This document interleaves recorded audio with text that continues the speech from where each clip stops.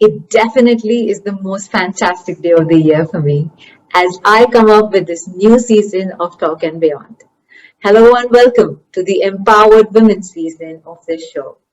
I promise this is going to give you a lot of takeaways and ways to chart out our lives. Quickly introducing my first guest on the show, who is not only a podcaster but has been a transformational coach to a lot of people who seek guidance in life, career, and relationships. She has been a successful marketer where she supercharged the growth of brands like Airtel, ICICI Prudential, Telenor, Novo Nordisk, and Tata Docomo. She launched her flourishing coaching business, Success with Savitha, to orient young folks for well-rounded success. Currently, Savitha works with clients across 6 countries to equip them with practical knowledge to launch their brands and scale their business sustainably. Welcoming Savitha. Hi, Savitha. Welcome to the show. I'm absolutely thrilled to have you. I'm sure you've experienced the thrill too, being a podcaster yourself.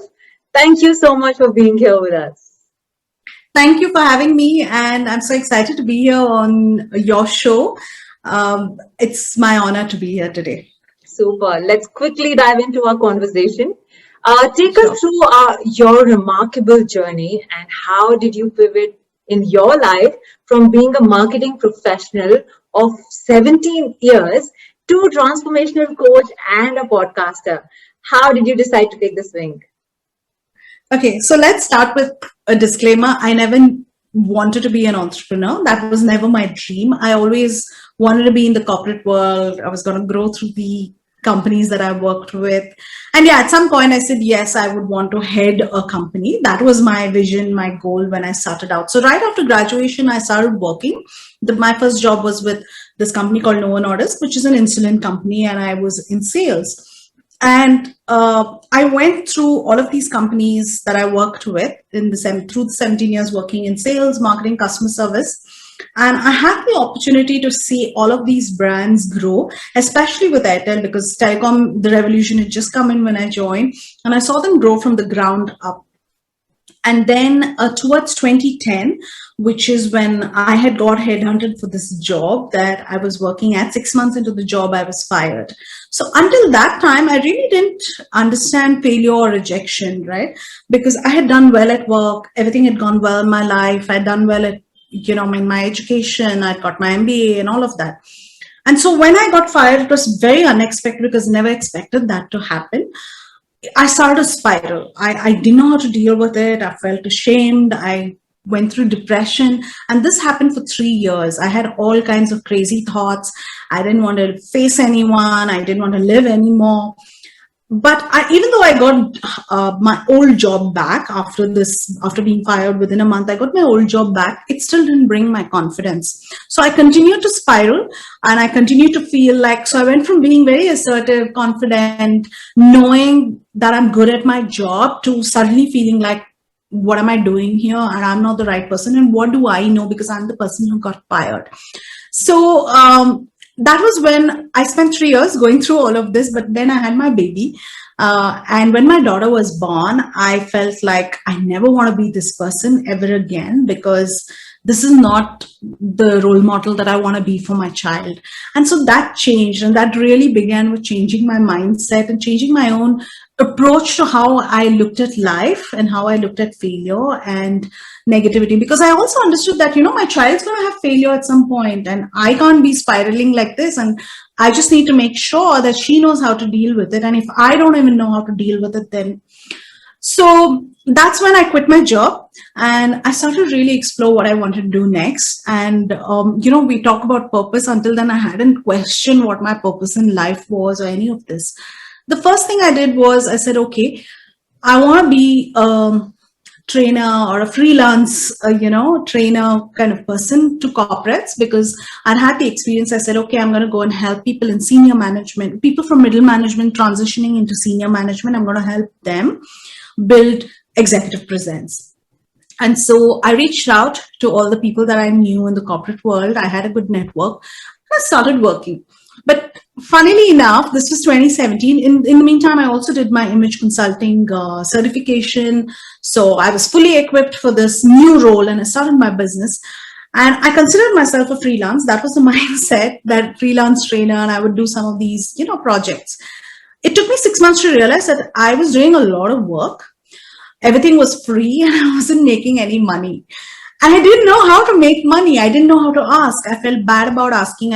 I didn't know how to pitch myself and charge for what I was doing, the work that I was doing. And at that time, I was working with a client who was working on her, executive presence. And I was looking at her and she was going through a lot of stuff in life. And I was like, how can I help her? Because what she needs is not what's on the outside, but what she needs is on the inside. She needs to build confidence. The person that I needed, right? She needed someone to help her with her confidence, with her, self-doubt, her imposter syndrome, all of that. And I didn't know how. And so I started to really think about how can I help this person? And that's when, coaching, they say when the student is ready, the teacher appears. I met my coach and I then did this whole life and business coaching program for a year. And I transitioned from image consulting into the coaching business. I also had done something before that during, just before starting my business, getting certified as an image coach. I had spent the first year after my daughter was born, like learning how to code, spent a lot of time in the digital world. And I learned a lot about digital marketing, about blogs, about social media. And that's the time, I'm talking about 2015, 2016, when everything was blowing up, right? Blogs, there were millions of readers on blogs. There's so much traffic online. Social media was growing, video was growing, Instagram was becoming a thing. And I got a lot of experience in all of these different parts of what digital marketing is. And I really liked this world. I felt like, yeah, this is something that resonates with me. This is something that's aligned to me. Doing this coaching, during this coaching, like I said, I wasn't making any money. I really started to see myself not as a freelancer, but as a business person. And then I made my own business plan. I built a business strategy. I started applying it. I showed up. I was invited on podcasts just like this to show up as a guest. When I started doing that, I started getting clients. So I applied everything I learned from the digital marketing space and from everything that I learned in corporate. Like I had done the work. I knew everything about customers, life cycle, processes, sales, marketing, applied all of it to my own business, turned it around. And today, I have to say we are a successful 7-figure, soon to be 8-figure business. We have clients globally. We do have a podcast, which is called the Success with Savitha Podcast. We have about to hit 50K listeners. And then I'm on the Forbes Coaches Council. Life is good. I'm able to charge people. I'm able to tell them, hey, this is what you need to pay me. I worked on my own mindset, money mindset. So that's really been my journey. I don't see myself as someone who's just, dabbling in something, being a freelancer. I see myself as like a business person, like an entrepreneur, building a business, offering a service to clients. Yeah, so that's been my journey so far. I'm so glad you mentioned, and this has been such a proud journey for anybody who listens to this. I think, Savitha, this is very important for you to, show your depression mode, show your failures, an amateur failure who, after 17 years of a corporate experience, comes and jumps into an unknown territory and then covers herself. It has been a beautiful and an appreciable journey. I am really glad you shared that with us. Since you've been a part of both the corporate and the freelancing world, could you help us understand them both better so that we know what we are missing out in both of those? Just draw a balance in both the worlds then. Sure. So let me start with the corporate world, right? Now, it's good. The first thing that I will tell you is you have to decide what works for you, whether it's entrepreneurship or whether it's being employed, right? And you have to decide what works for your life. What do you want? What are your goals? How do you want to live your life? And how much you're able to really handle in terms of stress. Not everybody wants to be running a business, and it's not for everyone. And a lot of people do get into business, and you'll hear a lot of entrepreneurs share this. A lot of startup owners share this, that if they'd known how hard it was going to be, they probably wouldn't have gotten into it, right? Because you don't know, and you don't know the different challenges. To start with the corporate world, you learn so much. It teaches you structure, it teaches you processes, it teaches you how to be professional, how to work with people, how to deal with different kinds of people, and even get your work done, even though you're not their boss. How to, and especially if you're working with global companies, you get so much exposure to working with people from different regions, how to engage with them. I think that's number one, learning how to engage with people, because leadership is about people management. And in the corporate world, you really get your work done if you're good with people. That's one. Second is you also learn a lot of skill sets, right? You can learn the soft skills, the hard skills, the things that you learn are related to customer life cycle. You see the business as a whole, like you see how brands are built, you see different divisions, how the company views it, what strategy, all of these things. So you learn a lot, you get a lot also, because you are part of a community, you're part of a big team, depends on the type of organization that you're working with, but you also have a lot of support. You have your boss, you have people, leadership teams on, and you're not the only one who has to decide, because you do get the top-down approach. They are telling you what your work should be, how you should do your work, and what are some of the deliverables that your role has to give out. So that's the thing about corporate. Like, you don't have to decide, but you are supported with all of these people giving you guidance and mentoring, all of that, right? And you get training and stuff. So you can take all of this and apply it in the business world, and you will be the better for it, because otherwise somebody who's not had the corporate experience comes in and starts the business, they have to learn a lot, and the learning curve is sure, it's very, very steep. And so those are the great things. But the not so great things about corporate, I won't say not so great, but those are the cons, right? You don't have flexibility. You do have a boss. You do have to listen to what the company wants. You have to be aligned to the company's vision and goals, not your own. And you literally live from year to year, because you're living from paycheck to paycheck, appraisal to appraisal, promotion to promotion, and you really know what's going to happen with your job. You don't really know what's going to happen with your job. It's very dynamic. You don't know if you're going to get laid off. You don't know how the company is going to change, right? So all of that. So you may not have job guarantee like our parents' generation may have had. So that's the pros and cons of being in corporate. But you do get a consistent income, okay? And when it comes to business, that's a whole different ball game. Number one, it's challenging, it's hard, it's not for everyone. You have to think for yourself. There's no one else to guide you. You have to make the decisions. You have to build your own strategy. You have to lead yourself. You have to be committed, self-committed and self-motivated, because often you're probably alone. You don't have a co-founder even. You may not even have a team when you start out, especially if you're a solopreneur. And if you do have a team, it could be small, and there are many challenges, right? There may be challenges related to funding, with all of that stuff.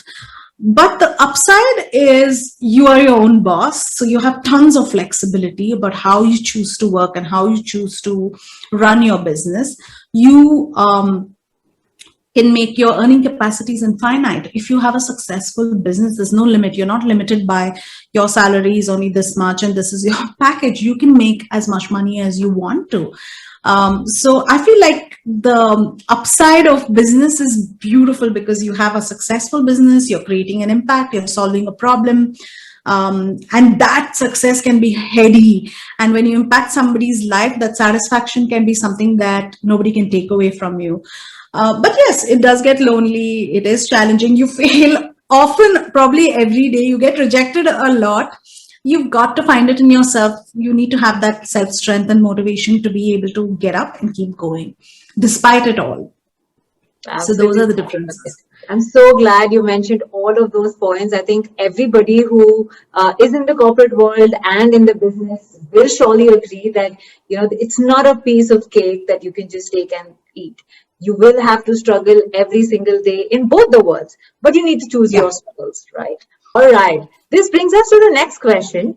You have been the master of both the worlds. So tell us, how are these worlds changing? How are these professions changing? So if you're working for a company and you're leading marketing, I think number one thing that's changed is we're all digital now, especially with the pandemic, right? It has been a huge change, and it's here to stay. I don't think it's going back. So number one is how you work has changed. Probably is more virtual. A lot of it is virtual. Even if we do go back, it's going to be not as much as probably before, because companies have realized that a lot of work can get done without you having to be physically present inside an office. So that's number one. As a marketing professional, how has it changed with everything going online, newer platforms coming out, newer algorithms to deal with? You have to be up on trends, on what's working, what's not working, what do people want? Because people, what they wanted before the pandemic and what they want now is different, right? Before the pandemic, they were okay with highly curated stuff, for example. But whereas post-pandemic, people want the real stories, the real, they don't want fluff. So you've got to be able to really keep your ear to the ground, understand your audience, keep making those changes, and often get yourself upskilled, and don't wait for the company to upskill you. You should go out and be upskilling yourself. There's so many courses you can take. There's so much stuff that you can learn by yourself without waiting for organizations to teach you what you should be knowing for your job, right? And when it comes to business, again, business is the same. All those businesses who are virtual have kind of survived. Those who didn't go virtual did not survive, right? And it may come up. We may go back to, standalone stores, all of that in some way, but this mix is here to stay. Online and offline, both is here to stay. And it's not going to be, earlier it was so much like in person and a little bit online. Today it's so much more online and maybe a little bit in person. So those are the changes. But I feel like businesses which really are agile, which really understand the audience as well, which are watching what is happening in the marketplace, are the ones that's going to survive in the long term. And those who are able to really make those changes fast, pivot fast. Let me give you an example, actually. I know of this business owner who ran a travel company, and when the pandemic, it came to a full stop. What she realized was she had a skill for baking. So she started catering from her home during the pandemic, but everybody is a baker. What she did was she went and specialized in gluten-free, vegan, that kind of baking, and her business took off. So today, when travel is opening up, she's wondering, she's literally hiring someone to keep the baking business going, and then also being able to run her travel business. So, she was quick in making that change instead of sitting and waiting for the pandemic to go away and travel to be back. So those are the kind of people and businesses who survive, whether you're in corporate or whether you're in running a business. The qualities are the same. Being able to pivot, being able to be agile, being able to learn is the qualities that everyone should have. All right, I guess this is it. I mean, staying on our toes is the mool mantra of being, being hired or being the one who takes away all the pie. So make sure you're changing with the world and faster than them, so that you will be the leader and not just the trendsetter and not just the trend follower. Absolutely right. Savitha, I'm sure that you've been the one to keep up with the trends, to be the trendsetter, and the one who actually has the ears to the ground. What does a day in your life looks like? As a business coach, you're right. I have to know about everything, like, of course, sales, marketing, service, product, offerings. All of this is something that I have to be kind of up on, and trends. So a lot of my huge parts of my day goes on learning and research, but a normal day in my life actually begins with my child's schedule. So I work around her schedule if she's having online school. And I will say this again, online schooling is harder than running a business. So kudos to the teachers. So normally I get her started. Then I have my own small morning routine where I do some meditation, I do some journaling, I do some reading. And then usually I start off by 10. What I've done is I've learned to be very organized. I mean, that's the only way for me to survive as a mom and with pandemic and not having support. So each day is different. I have like one day is focused on marketing, one day is for content creation or deep work, one day is for all the people like front facing work of doing the interviews, because I also have the podcast. So all of that. And then there are coaching days when I'm actually coaching and working with my clients. Beyond this, in a week, I always make sure either daily, sometimes I try to do an hour daily, where I'm doing learning or research. There are different things that I've learned. For example, today I had to spend some time figuring out which of those tools will be. There are some tools that you can use to generate hashtags which will be relevant for your business. So I had to sign up on all of that. Yesterday I spent some time identifying a better recording platform for a podcast. Beyond Zoom, right? So every day I have to spend that time because no one's going to come and teach me that. So that's one thing, but I enjoy it. I really do enjoy it. I also enjoy content creation. So I like sitting down and doing. So there is time for deep work. There is time for this. The weekends is when earlier I didn't have enough boundaries. I've gotten good at it now. Weekends are usually when I make sure, every single day I spend an hour of quality time with my child, and the evenings I do make it a point that we have family dinner. Then there are days that I do work late because of catering to North America. But weekends is when I really take some time off, and I actually started to take device time off as well. So I spend some time which is away from devices, at least half a day. I'm trying to see if I can increase it to a day. That's going to be a challenge, but I'm going to see. So that's usually my weekends. Pre-pandemic, I love to travel. I like to step out and all of that. But now, there's one approach that I do have for learning, which I would love to share is I'm always in a month, I have some learning goals. Okay. So there's going to be something big that I'm going to be learning. Maybe, for example, I'm learning about, say, SEO, like how to rank on the first 10 pages, for example. And that may be a bigger learning. Maybe I may need to spend more time reading, doing a course. I'm not sure. And then I have something which is a micro thing that I've got to learn or change.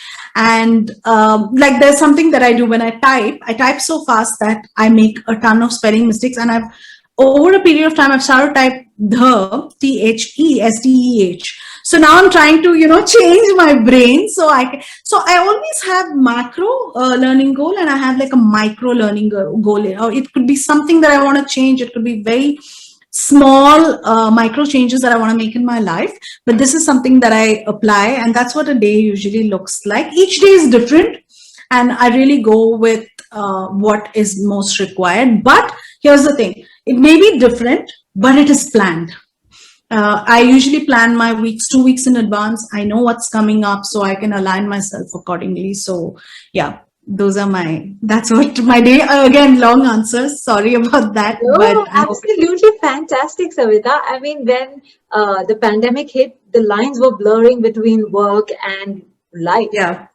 So the only way to go about it is being planned as you are. And this is fantastic how you shared those small tips of having a macro and a micro goal for yourself. And I think a lot of us could take away from there. This has been a fantastic conversation, Savitha. But before we leave, we have one more small session for you, which is called the rapid fire round. This is very, very small, tiny, and a non-thinkable answer. No long answers in this. Just one liner or one word would do. Right? No explanation. Okay, this is scary. Okay. All right. Your first question. Amongst all the brands you've worked with, which was the most challenging one and which was the most satisfying one? Wow, it's really hard. I hope they are not watching. But the most challenging one was Airtel. I spent 8 years with them, and it was very rapid growth because we grew from like just having 10,000 subscribers to like 10 million. So we really literally lived by the seat of our pants. Like every day was crazy. So I think it was challenging from that angle. But also I would have to say it was also this place which was very satisfying for me as well, because I had all these teams, and when you learn so much and when you deliver so much, it was a very good time, and it was a good place to be at that time for me. Super. So Airtel is your take. All right. Yeah. Which episode of Success with Savitha is still instilled in your head as one of the best conversations? This is hard. Can I have more than one? No, what? All of the conversations have been very different, but I would have to say, okay, I'm going to say both in a way. My first episode with Masu Minawala is always going to be special for me because my first episode, it was like marquee for me. And then I had this episode with the editor of Tata Click, but the ex-editor of Harper's Bazaar and Elle Magazine, Nonita Kalra. And my God, there's something different about this conversation. I resonated so much with her. She's someone who comes with, she shares about her integrity. She's kind and she lives by that because I had experienced that myself. So far, I mean, all my guests have been lovely, but this one was a tad special. And of course, the first one is always going to be a special one in my heart. I give that to you. I think I heard both the pieces and they were fabulous. Like both of them had to share so much of insights and so much of learning. I personally loved the Nonita Kalra one. Okay. I think she was fabulous by far. And I remember dropping her a message that, you've been a mentor to someone who might be looking at, direction somewhere, I think. So yeah. She's lovely. She's very good. Yeah. Super. All right. Moving on. One piece of advice you have carried on for life. I would have to go back to the one on integrity, right? Like no matter what, just be ethical. That's like maintain your integrity. Do not cheat, do not hurt someone, stay true to your values. And that's something that I will always lead with. I want to lead with integrity. And not, give up on my ethics or values for a short-term gain. It's just not worth it. I agree. All right. A client or a company you were most joyous leaving? Leaving. Okay. So, I can't say clients now because the way I approach my business is I only choose clients that I feel excited to work with. A company that I was most joyous leaving out of the 5 companies that I worked with. Oh my God. Okay. So here's the thing, right? At that time, I didn't know better. At that time, I was rejected. So I was hurt because I was fired. But you know what? A year later, the company shut down in the country. Telenor doesn't exist in the country anymore, right? It was called Uninor. It doesn't exist. So when I look back, I think it was the best thing that happened to me. Look at what has happened to me. If not for that failure, I wouldn't have questioned myself. If not for that, I wouldn't have thought to do something else. I would have thought corporate dream. That's it, right? And I would have still been working in some corporate. No one would know me. And I wouldn't be doing the work that I really enjoy right now. So I think in hindsight, that's the best company to have left. So it worked out well. Before we began, I told you cannot give explanation to the answers. You only give out answers. So yes. Okay, right. Telenor. All right. A guest who took the longest to agree for your show. My show is really short right now. So I mean, I've not yet had that problem, but there are some people that I'm chasing, right? Who have not yet said yes. So I can't answer that, but I think I would have to say Miss Malini, who's taken the longest time to agree to be on my show. Malini Agarwal? Malini Agarwal of Miss Malini, yeah. Got it. All right. When is Savitha likely to put her best foot forward? When is Savitha likely to put her best foot forward? When I'm very happy and I'm feeling comfortable in my skin, I'm usually putting my best foot forward. When I've had a good start of the day, I'm feeling good about my life, myself. Yeah. But I'm not being... Is there a particular moment that you think is the best foot forward of yours, or have you ever seen that something that led to your best work? So I'm trying to think actually. There have been many, but I think after I got my first client in my coaching, it's just never been something that I've looked back at. I think that validation of someone agreeing to be mentored by me, allowing me into their life, is something that I've I never looked back. So for me, it's those moments, I think. So, Super. Yes, validation actually proves like a huge appreciation and a push to yourself. Absolutely. All but right. on other days, sorry, I have to Go answer ahead. that in a different way. On other days when I've had the best blow dry. Oh, yeah. When did you feel the most empowered? Now running my own business, I feel very empowered with every decision that I'm able to take. So I think quitting my job and being my own boss makes you feel empowered and you feel like, yeah. So that now starting and running my own business. All right. Your last words of wisdom on the show. Progress, not perfection. I feel a lot of us really struggle with perfection. That's one. So even if you are not perfect, it's okay. Just keep going, course correct along the way. So progress over perfection, and failure and success are two sides of the same coin. You cannot have success without having failed, or without seeing failure at some time. So treat failure as just being one of those things that you learn from. So fail forward, learn from it, and just keep moving on. It's not a game stopper, it's redirection. If I hadn't been rejected, I wouldn't have got redirected. So I'm glad for the rejections that I have in my life. I may not feel happy in that moment. Nobody feels good being rejected, but in hindsight it all works out. So I feel like, yeah, get used to failure. Don't we treat failure as something to be ashamed of. It shouldn't be something that you should be ashamed of, as long as you're able to learn from it and move forward. So well put. I think this is the best line that you said. Failing forward is the key to go, and failure is just a redirection of your course.